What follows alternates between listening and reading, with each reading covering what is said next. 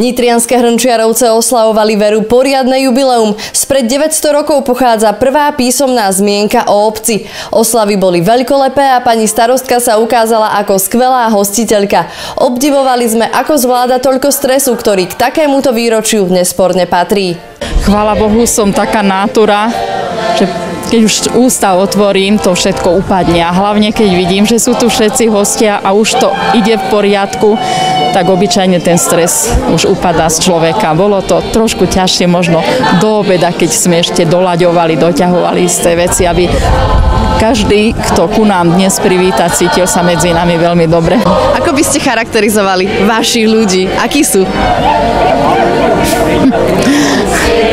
Tak je to rôznorodé.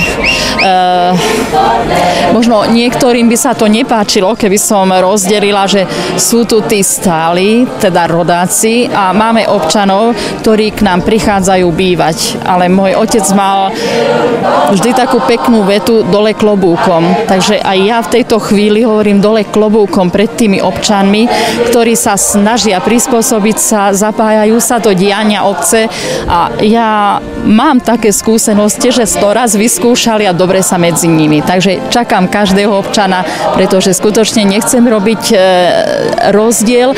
A tým, že prichádzajú ku nám, prinesú asi aj takú inú atmosféru, aj novú tvár, aj nové farby, a bude to v budúcnosti ešte pestrejšie. Zrejme najznámejším obyvateľom obce je už od roku 1978 minister pôdohospodárstva a rozvoja vidieka.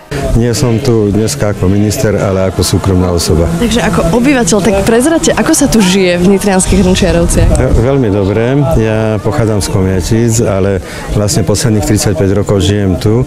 Je to veľmi pekný kraj, je tu krásna hora hneď nad nami. Ja sám bývam nejakých 100 metrov od hory. Veľmi mi toto prostredie vyhovuje.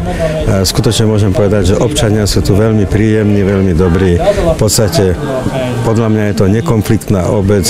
Ľudia si tu nezávidia. Dá sa tu veľmi dobre bývať a myslím si, že ľudia sú fajn, priateľskí. Oslavy v Nitrianskych Hrnčiarovciach si nenechali ujsť ani zástupcovia nitrianskej samosprávy. Zisťovali sme, či k nim majú nejaký špeciálny vzťah. Každá jedna obec je svojím spôsobom zvláštna. Prinajmenšom je zvláštna svojimi zvykmi, svojim oblečením. A ja som to za to aj tak, a veľmi úprimne som to zdôraznil aj tu, že ani si neuvedomujem mnohokrát, že čo to znamená, povedzme, ten odev, ktorý nosili predkovia v tejto dedine, tie krásne piesne, ktoré spievali, a hlavne tých vzácnych ľudí, nositeľov týchto piesní v súčasnosti, to je tie zbory rôzne, ktoré vznikajú, ktoré my veľmi podporujeme, aby šírili toto bohatstvo, tú multikultúru, lebo tým je vlastne identická tá obec na mape Slovenska. To sa vzťahuje na túto určite veľmi dôležitú obec v našom kraji. Nitrianske Hrnčiarovce sú mi veľmi blízke, pretože moja celá rodina pochádza z Hrnčiaroviec, moji starí rodičia odtiaľ to pochádzali, moja mamička.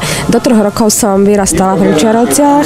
Priznám sa, že som vedela iba po maďarsky do 3 rokov, ale momentálne už rozumiem, ale rozprávať neviem. Mám tu veľmi veľa priateľov, známych, kamarátov a veľmi rada sa do Hrnčiaroviec vraciam. A ani chvíľočku som nezapochybovala, že nepôjdem na toto podujatie, keď ma pani starostka pozvala, pretože toto mám veľmi rada a veľmi často sem chodím. Keď už pani poslankyňa spomenula maďarský jazyk, musíme dodať, že nie len ten sa niesol okrem slovenčiny celými oslavami. Nitrianske Hrnčiarovce majú partnerské mestá aj v Rakúsku a v Nemecku a aj ich zástupcovia sa zaradili do dlhého zástupu gratulantov. Starostka obce si všetkých uctila nielen spomienkovými predmetmi, ale aj trpezlivým prekladom príhovorov tak, aby im porozumeli všetci zúčastnení. Slovenčina, maďarčina, nemčina, to je povinná výbava každého starostu na Slovensku? Tak neviem, či je, ale nakoľko som starostkou takej obce a možno život to tak zariadil, že ten tretí jazyk, chvála Bohu, tiež ovládam a je mi to takým pozitívom, to môžem konštatovať. Tak keď v nitrianskych Hrnčiarovciach žije taká rôznorodá skupina obyvateľov, sú problémy, alebo práve naopak to ľudí tak viac ešte spája? Nie, ja si myslím, ja som tak bola vychovaná, my sme mali susedov aj a nikdy som toto nepociťovala. Ak by sme mali hodnotiť medziľudské vzťahy, my tak známkou 1. Nitrianske Hrnčiarovce oslavovali ruka v ruke, dokonca ich prišli podporiť aj folkloristi z Hrnčiaroviec nad Parnou. Okrem krásnych krojov sme v našich nitrianskych Hrnčiarovciach obdivovali aj šikovné ruky kuchárov, ktorí súťažili o ten najlepší guláš, či gazdiniek, ktoré pripravovali miestne špeciality. Sú to lokše, je to zemiakové cesto, tam ide čiste len zemiaky, hladká múka, sol, spracuje sa cesto, vygulá sa a to je také tradičné a naplatne na sucho a potom to čiste ešte omastíme masťou. Helenka, dobre je. A omastíme masťou a to je celé. Dobre? A je to iba takto suché, alebo tam aj to plníte niečím? Áno, môže sa, ale u nás sa to je momentálne suché. Takže lekvárové perky posypané z masla. Áno, a toto je zemiakové cestičko. Jasné. Uvarené zemiaky, z toho sa spraví cesto a potom sa sem dá lekvár slívkový, aby to nevytieklo z toho. Aha. A potom sa dáva mak alebo orechy, kto ako, ale my sme dali mak. Hrnčiarovčania sa však nasítili aj umelecky. V parčíku pri kostole svätého Juraja slávnostne odhalili pamätník výročiu vzniku obce. Zaujímavá plastika v tvare knihy s letopočtami vyjadruje akúsi nepoznanú minulosť a budúcnosť obce a pochádza z dielne známeho výtvarníka, ktorého diela zdobia nielen nitriansku pešiu zónu. V auguste bola usadená socha v maďarskom meste Balaton armády a bola to bronzová plastika, ktorá tam dosť ako vyznela v tom, že symbolizovala určité priateľstvo, vychádzalo to z písmena H, boli to vlastne dva prvky. Ja som sa inšpiroval tým Háčkom ako Hrnčiarovce, ale potom som zistil, že aj Hungária je Háčko a možno to nabralo na tom význame toho symbolu, tej plastiky. Takže keď pôjdete Balatónu, tak na začiatku Balatónu medzi ostatnými sochami zahraničnými bude aj moja socha. Nitrianske Hrnčiarovce oslávili svoje významné okrúhle jubileum veľkolepo. Toto im želajú vzácni hostia. Ja by som Hrnčiarovciam a Hrnčiarovčanom zaželal, aby skutočne ten pokojný spôsob života, ktorý vedú, aby viedli ďalej. Aby boli takí priateľskí, akí sú, aby boli takí pohostinní, akí sú. Samozrejme želám aj obci, aby sa ďalších 20 rokov využilo tak, ako bolo posledných 20 rokov, aby sa obec ďalej zveľadila, aby sa opäť skrášili ďalšie oblasti tu spoločenského života, rôzne miesta. V prvom rade by som chcel, aby sa už konečne dokončilo centrum, lebo je to stále jedno veľké stavenisko a myslím si, že Hrnčiarovce majú na to, aby sa vedeli priradiť aj z hľadiska toho námestia k tým prioritám a k tým pekným obciam na Slovensku. Aby sa naďalej takto rozvíjala, ja si ju pamätám od mladá, od malinka a veľmi veľa sa tu vybudovalo. Budem rada, keď to bude takto pokračovať.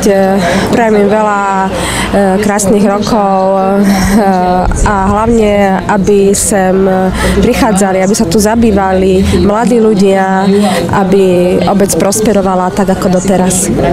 Tie procesy globalizácie, ktoré nás trápia, ktoré trápia každého z nás, aj túto obec, náš kraj, nakoniec celé Slovensko, celú Európu a nakoniec aj svet, aby rýchlo pominuli, aby skutočne tie želania, priania, lebo či chceme alebo nechceme, ono tá ekonomika, všetko sa od nej odvíja, nakoniec bez peňazí prakticky dnes nemáme nič, tak aby to rýchlo pominulo, aby jednoducho Slovensko, jeho obce, náš kraj rásli do krásy a ďalej sa rozvíjali.